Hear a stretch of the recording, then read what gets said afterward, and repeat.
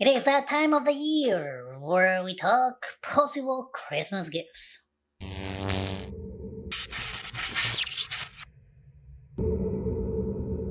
Hi, welcome to ZGadgetReview Christmas edition. In this video, I'm going to try to give you some ideas of possible Christmas gifts that you can give your friends, family, whoever you might give gifts to. And I'm going to mainly focus on things that I have actually reviewed this year that I have videos on. So if it's something that you're interested in purchasing, you at least have an idea of what to expect with the product. I will include a few things there that I haven't reviewed, but I have personally used or continue to use that I probably recommended before. So let's get going with this quick gift guide. Let's start with big ticket items, or at least what I consider big ticket items. And we're talking about the Pixel 8 Pro. The Pixel 8 Pro turned out to be a great device so far. I've had it for a little over a month, and I'm very happy with the way the device performs. I did a comparison between the Pixel 7 Pro and the Pixel 8 Pro, which hasn't come out. I know the video hasn't come out. I'm still working on editing that video, but it will be out soon. There is some big differences between both phones. I'm going to spoil a couple of those things. The Pixel 7 Pro gets pretty hot with use compared to the Pixel 8 Pro. The Pixel 8 Pro has a lot of more of these AI features that the Pixel 7 Pro doesn't have, and most likely won't have. But also, the Pixel 8 Pro feels like a premium device. It feels like something that Google has finally nailed on the form factor and the features and battery life and all these things that have slowly built up within the last two generations of that this device has been in the market. The Pixel 8 Pro being the third generation. If you have someone in your life who's an Android user, or somebody who's looking for a phone that might be useful, but they don't want to go Samsung, they don't want to go iPhone, the Pixel 8 Pro is a great gift. My next big item is going to be TVs, and I'm going to speak about two TVs. One being the Amazon Fire TV, and this is the Amazon Omni 4K QLED TV. I did a review of this TV and I was surprised how good the TV was. My expectations were pretty low going into the review, to be honest, and I was pleasantly surprised. The TV is really good. It's a good value, gives you pretty good picture. It is lacking some features, like it only has 60 Hz refresh rate, so if you're a gamer you won't get the 120 Hz refresh rates, but it does deliver when it comes to Dolby Vision, HDR10. It doesn't get as bright as I would hope for the TV to get when it comes to HDR content, but overall for the price being between $450, which is what it is returned right now, is a good value. Another TV I'm going to mention here is the TCL Q5, and that TV I haven't done a review on yet, but I'm currently working on a review for the TV, which will come out within the next couple of weeks. The TCL Q5 is on sale right now pretty much everywhere. You can find it for between $250 to $300, depending on where you're looking. I was also pleasantly surprised. It's a 4K TV. It does support Dolby Vision, it does support HDR10, and if you're looking for a budget TV, if you're looking for a TV that's cheaper than $450, $500, which is where the Fire TV is, the TCL Q5 won't disappoint you on its price point of $250 to $300. You're going to have some things to contend with, like for example, there is a little bit of light leaking in the corners and bottoms, but for the price, is a good get. All the reviews that I'm talking about, if they're already out when this video comes out, I'm going to link in the description section. Also, I will ask you to help out the channel by using the affiliate links in the description section. Let's talk about games. Let's talk about a huge game that released this year, that is Starfield. I played Starfield a lot. I even did a stream one night of it. Depends on obviously what kind of gamer you are, right? If you are a person who likes RPGs and all these kind of things, you're going to be pretty happy with it. It's not as strong as other RPGs, but I will say that the main story is pretty entertaining. Side quests are also pretty entertaining. The game does like a lot of things like vehicles and things like that, which feels that they've done to pad the time. But I think you will enjoy the game overall if you stick to the main storyline and some of the side quests that are more interesting. I will say the main side quests. There are main side quests that you can do that are pretty entertaining. Now, you can find the game on Xbox. It's an Xbox exclusive game. You can get it through Gamepass, which is another thing that you can give to a gamer this year. You can get 3 months for $45. Not a bad deal. If you're not aware of what Gamepass is, Gamepass gives you a plethora of games for free. Well, technically for the $15, $16 a month that you're paying for the service, but you get to play a lot of games day one without having to spend the extra money on them. There are AAA games, indie games, and games that you probably otherwise wouldn't have thought about playing without having to spend $70 for the game. To me, that is a great deal. Since we're talking about Xbox, of course, if this person doesn't have an Xbox Series X, Xbox Series X right now is available for $450 on Amazon, so that will be a great deal. It's $50 cheaper than what it usually is. Usually it's about $500.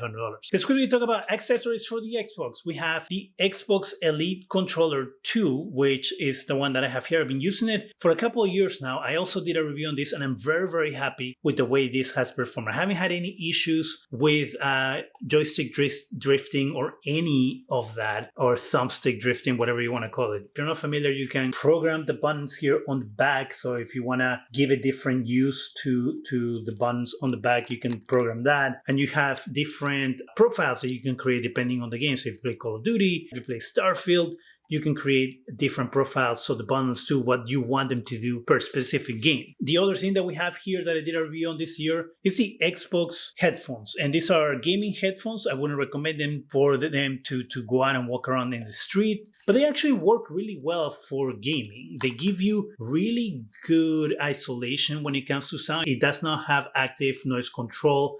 It just has the cups that isolate the noise when you're playing, and it does a really good job. The microphone is really good too. If you can set it so that it controls the noise that comes through the mic to help your fellow players. So if you're playing music loud or if you have people talking around you, they're not bothered by your own noise. Let's say that the gamer in your life is not an Xbox fan or a PlayStation fan or a console fan. Well, in that case, you can always get them Amazon Luna. Amazon Luna is a cloud gaming service. It has a smallish selection of games than what you will find on Xbox Gamepass, but it has a pretty good amount of games. And if you are a person who's getting into gaming or you're a casual gamer and there's some games that you want to play for not a lot of money, you can also play directly from your TV, so you won't have to worry about buying extra devices and things like that. LG supports the Luna app on their TV, and I think Samsung supports the Luna app on their TVs too. So if you have either one of those devices, you can connect to Luna and play games directly from your TV. If you have a content creator in your life or someone who's getting started in editing and things like that, I did a review on the Loupedeck. And the Loupedeck is this little thing that allows you to control a lot of things for your workflow when it comes to editing. It also works if you are getting into streaming or if you are a streamer already. This also works as a streaming deck. So you could program your streaming buttons here for Twitch, Streamlabs, even gaming, all in this little. This is a time saver. If you do editing and things like that, you can program buttons and actions here. If you want to cut, if you want to paste, if you want to, move things around, you can do all that just by pressing the screen here. I did an extensive review on this. I will link the video in the description section. This is the Loupedeck Life S. Let's talk about LED lights. LED lights are all the rage now, and they're everywhere. Everywhere you see LED lights, even like Christmas lights are LED lights nowadays. I did a few reviews this year on Govee lights. I did a review on a Govee strip light, and I did a review on Govee light bulbs. And I moved to this new place. I needed new light bulbs. I wanted to have everything automized in my house. So I went with Govee light bulbs, and the Govee light bulbs, they're really, really good and they work excellent. What I love is that if I press a switch and I turn off the light, I don't have to worry about having to repair that light bulb again with my Wi-Fi and with my phone and all that, which has happened in the past. And personally, I haven't had any of those issues with Govee. And the best part is that if you don't have internet at some point, you can still control it via Bluetooth. I also reviewed that Govee neon rope light, and this is a rope-like LED light that you can actually make designs with. So if you have a teen or a kid or your own room, and you want to create a design using light, which is really cool, you can use these ropes, and it gives you specific instructions on how to do it. On the Govee app, they have videos on how to do it, where to place the clips, how to hook it to the wall. All of it is, they couldn't make it any easier for you to create designs using light. This can be considered a big ticket item or not, depends on how you see it, but I'm including it here in this section because also it's part of a dying breed of devices. And I'm talking about a 4K Blu Ray player. This year I reviewed the Panasonic UB820, and I did a review comparing it to the Sony top of the line Blu Ray player as well. And in my opinion, the Panasonic does a much better job. I will include, of course, the video for the review down here. But if you're a person who's interested in physical media, in discs, in movies, in order to have them with you so you don't have the streaming services taking it away and putting it back on or making changes like Disney likes to make to their movies nowadays, I believe that having something like that is very important, that there's no changes to the material. Disney is being known to make changes to their movies when they think they might be too offensive or they want to make it more appealing to a general audience. For example, Splash is something that comes to mind. They digitally enhance Daryl Hannah's character's hair to cover her butt crack, because God forbid we see a butt crack.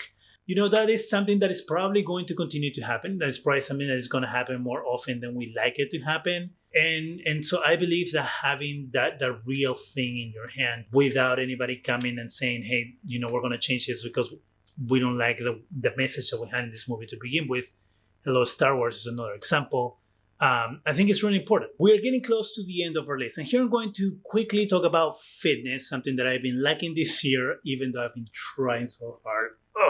I'm talking about the Venu 2. This year I did a review on the Venu 2, which is Garmin's smartwatch / fitness tracker. This thing is full of features and readings that you are probably not going to know what to do with. This will track your steps, it will track your sleep, it will track your heart rate. It comes with a bunch of pre-loaded workouts, so you can just look in the watch and it has a video on how to do it. So if you don't know how to do something, it will show you directly on the watch how to do it. You can also download more workouts directly from Garmin's app. I think they have a newer version. I think the Venu 3 already came out, if I'm not mistaken. But this watch is usually on sale a lot. It's not super expensive. And there's someone in your life who's looking for a fitness tracker, but they're not an Apple person, right? And I know that Android technically does not have a lot of devices. This device is compatible with Android and Apple. To me, this is much better than a Fitbit. And the reason why I say that is because Fitbit is having that subscription-based app. To me, it doesn't make any sense. The devices are expensive enough as they are. I don't know why you feel like you have to pay, features for your consumers, but there's no extra fees for this. And this thing, like I said, it comes with everything that you can think of. Earbuds. Everybody likes listening to music. Everybody likes listening to podcasts. Well, this year I did a review on the Amazon Echo earbuds, and I was disappointed with those. They're pretty cheap right now. They're on sale for $65, so you cannot argue with the price. For the price, they're pretty good. But if you can spend a little bit more, and by a little bit more, I mean almost twice the money, the Pixel Buds Pro are still, to me, the go-to earbuds. And granted, I haven't used the AirPods. I'm not going to use the AirPods. Pixel Buds Pro, which I have right here, they're always next to me. I love these ones. Price-wise and features-wise, I will say the Amazon one. Just know that the battery life on those is not great. You'll run out of battery within about 6-7 hours. And you also have to have an Echo account and an Amazon account to get all the features. So if you're not an Amazon person and you don't have an account, you're going to have to create one in order to be able to use them. Keep that in mind when you're thinking about earbuds. If you're thinking about the Amazon ones, again, $65, it's a great deal. Okay, let's talk about what I would call stocking stuffers. So here I have the Sharper Image automatic wine opener. And this thing, if you drink wine once in a while, if you drink wine often, I don't know what your habits are, and you struggle with opening bottles, or you are like, I wish there was something faster. this thing right here is the thing to get. You put this in the bottle, you hold the button, and this thing will spin and will pull the cork for you. It'll stop spinning once the cork is out. In order to get the cork out of this thing, you just press the button down and it will uncork and you get the cork out. You have your cutter here. It's right here. This is what you do. You put it in the bottle, twist it, put it back on this, twist, and then open your wine bottle. The other reason why you can't go wrong with the wine opener, you can see it has a light, is that this is only $29. Another thing that I started using this year that I never thought I would use is this Holstein house maker non-stick omelet and frittata maker. You can find this thing for $20. Okay, these are also gifts that you can get for pretty cheap. They won't break the bank, and they actually have really good value. This thing, it's amazing. I use it almost in a daily basis. It's not too big, as you can see there. It sits on your counter. But yeah, so what you do is you plug it, pour your mix in here, close it. Sadly, it doesn't have a timer, but things usually take about 10 minutes to cook in this thing. The reason why I did this is because I was making omelets almost every morning. Cleaning the pan, washing the pan after each cooking session, call me lazy, was very, very annoying. And that kind of took me out of wanting to do it. That's how I found this thing. And it was only $20. And I was so excited when I found it. I really thought it was going to be crap when I bought it. I thought, I'm going to try it. Then I'm probably going to have to return it because it's not going to do anything. But it works. So if you're one of those people, if you have anybody in your life, if you don't want to spend a lot of money on a gift that is going to be useful for someone, can't go wrong with this, $20. So that's the Christmas gift guide for 2023. All these products will be linked in the description section. I do get a small commission if you buy products through the links. They don't cost you anything extra. It just helps the channel, helps me to continue doing these reviews that I've been doing this year. I did a lot of the reviews that I've been doing this year. I've been able to do them because you guys have used some of those links in my videos, and it helps so much to subsidize the expenses of the phones and the TVs and the headphones and all those things. I'm going to thank you a little early on this video for a great year. This year, the channel has grown a lot. You guys have helped me a lot, focus more on the way I want the channel to go. I have loved the responses from a lot of you on those reviews and the comments and everything. I just want to say thank you. Thank you for a really good year. Thank you for helping the channel grow. Subscribe, give us a thumbs up, share the word about the channel. That is it for me. Have a happy holidays, happy new year. I hope to see you again. See you 2024.